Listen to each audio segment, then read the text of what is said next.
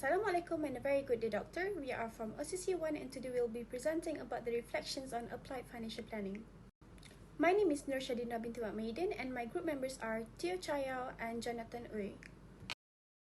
Here we list down the contents of this video presentation.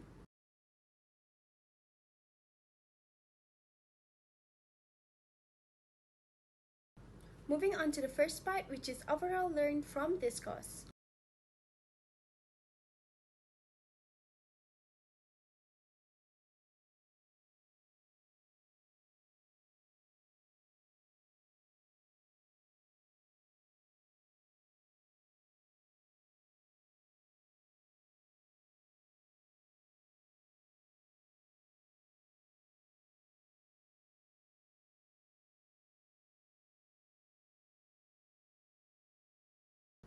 Below is a comprehensive list of all the subjects covered in this course.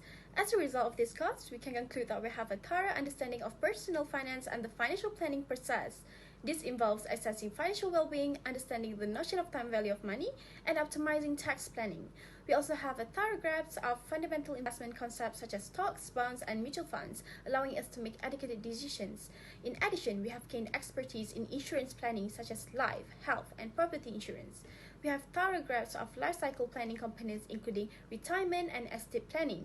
In general, we have the requisite skills to develop tailored financial plans that ensure long-term stability and success while taking into consideration unique needs and goals.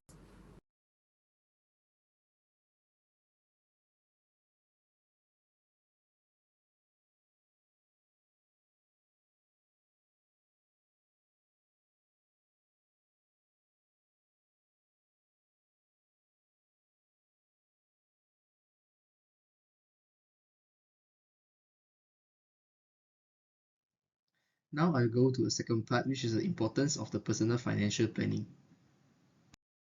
Now I'll talk about the importance of personal financial planning. The first important of it is about the goal achievement. Financial planning helps individuals to identify their short-term and also long-term financial goals, such as buying a home, funding education, saving for retirement, or starting a business. It provides a roadmap for achieving these goals. The second importance of personal financial planning is about the budgeting and expenses management. Financial planning involves creating a budget that outlines the income, expenses, and also the saving. The process helps individuals to understand where their money is going and allow them to manage their spending more efficiently and also effectively. Third is about the emergency fund and risk management.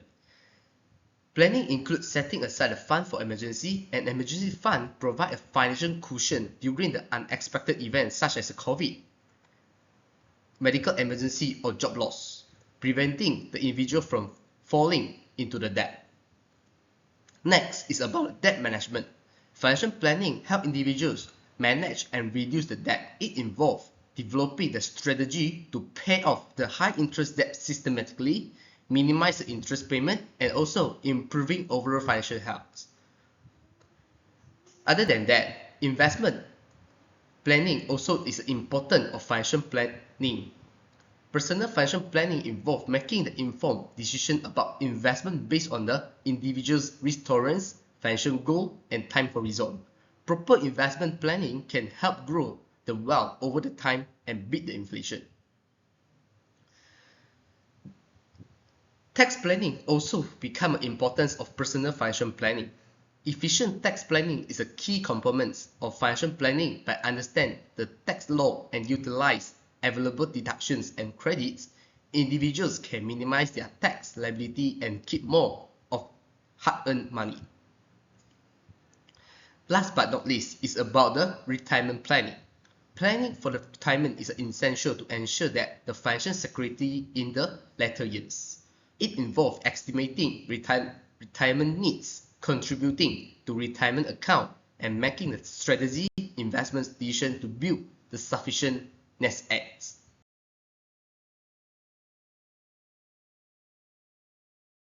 Moving on to the third part, which is a real-life event or real case event that shows the importance of personal financial planning.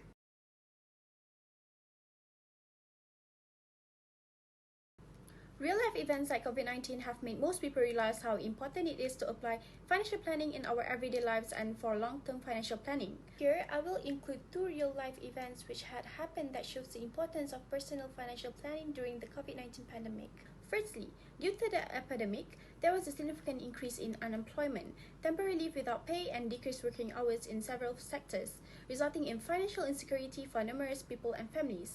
Individuals without a well-defined financial strategy have difficulties in covering necessary costs, sustaining their desired lifestyle, and managing uncertainties associated with income, work, and economic circumstances. For instance, there was this one time I have come across a restaurant manager named Adam who became unemployed as a result of closures caused by epidemic.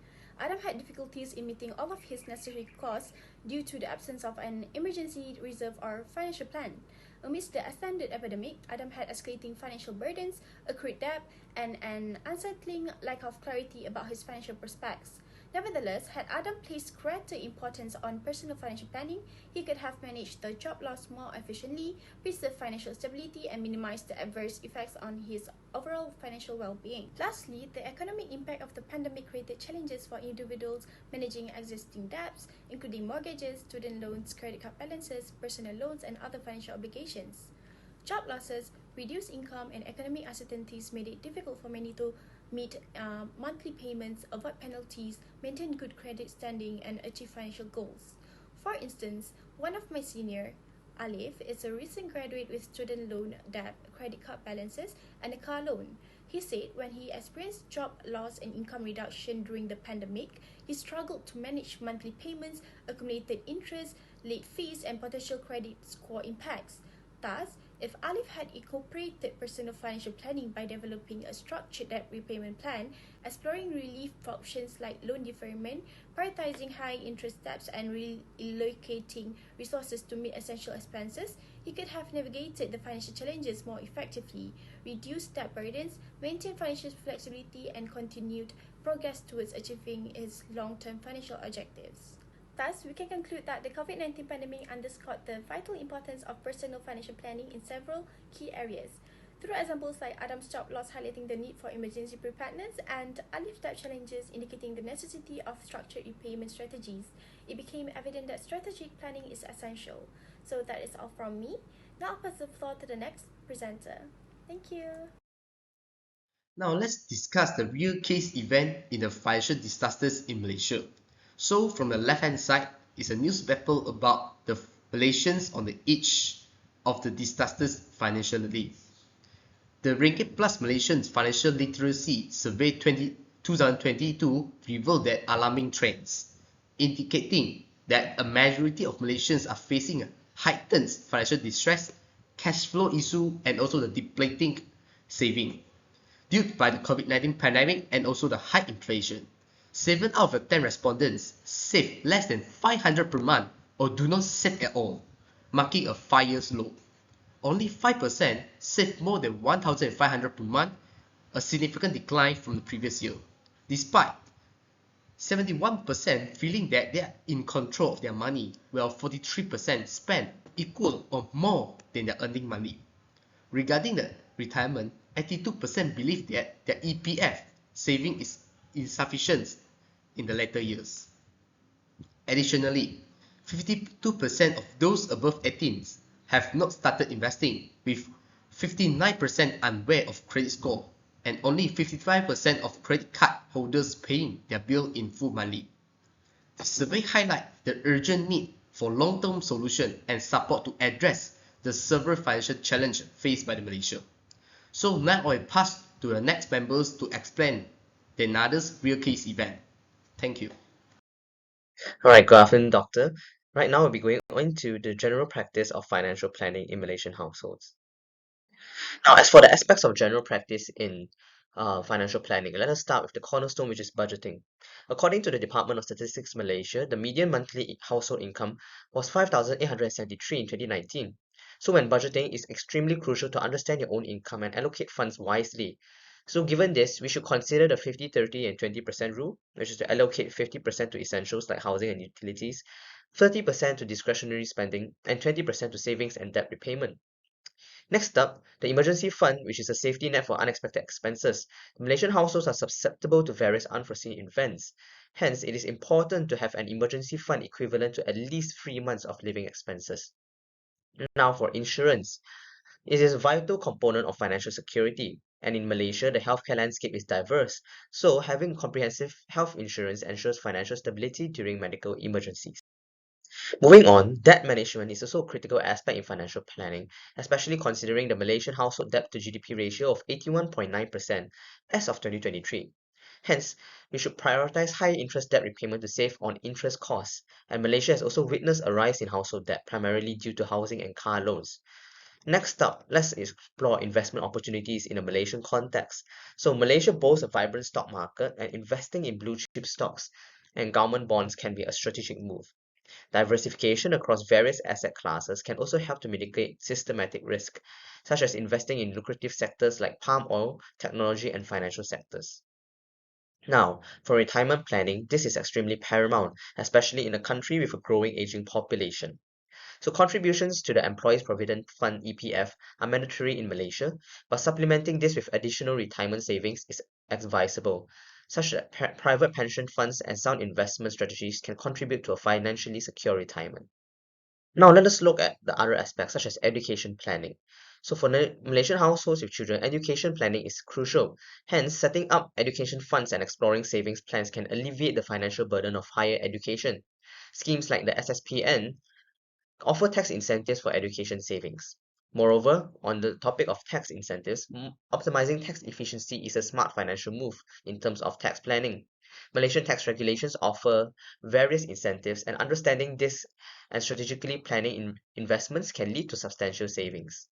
Moreover, enhancing financial literacy is also a continuous journey. Therefore, the Central Bank of Malaysia, through its financial education initiatives, provides resources for Malaysians to improve their financial knowledge. Workshops, seminars, and online courses are excellent avenues for ongoing education. Lastly, we should look at regularly reviewing and adapting our financial plan. Life events and economic changes can impact financial goals, so regular reviews can perhaps annually would help ensure the plan stays relevant. Consultation with financial advisors can also provide valuable insights.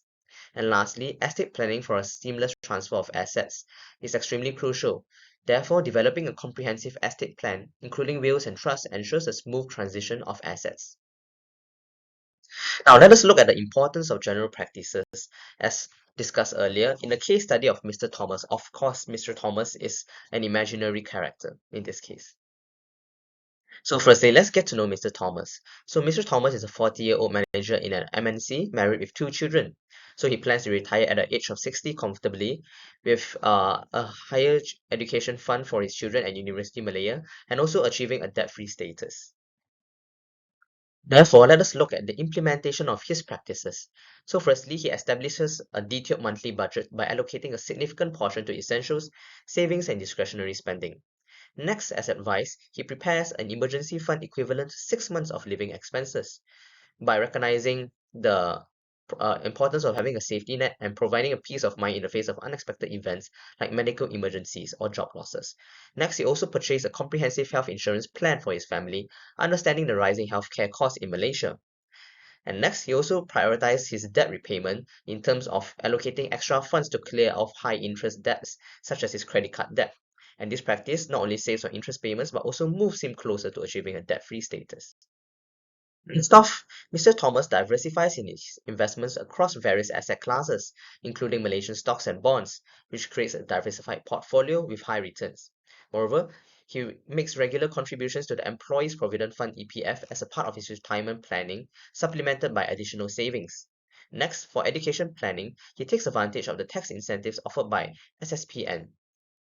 And for his tax planning, Mr. Thomas stays informed about tax regulations and strategically plans his investments to optimize tax efficiency.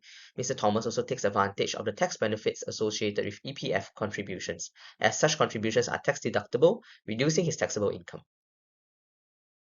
Lastly, Mr. Thomas attends financial literacy workshops and stays updated on economic trends as part of his financial education.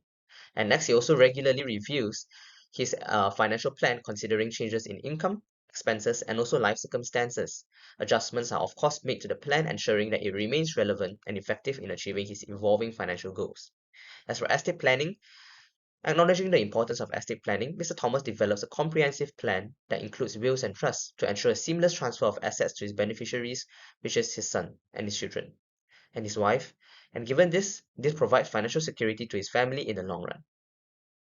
So given all the practices that he has carried out earlier, let us see his outcome. So firstly, he will be able to retire comfortably at the age of 60 with a well-diversified retirement portfolio and his investments as well. Secondly, he has successfully set up an education fund for his children that he has established and has grown steadily. Lastly, he has achieved a debt-free status if he continues to plan his debt management, including his paying off his mortgage and also his credit cards. So this should be the list of our references. And it is all from us today. Thank you so much.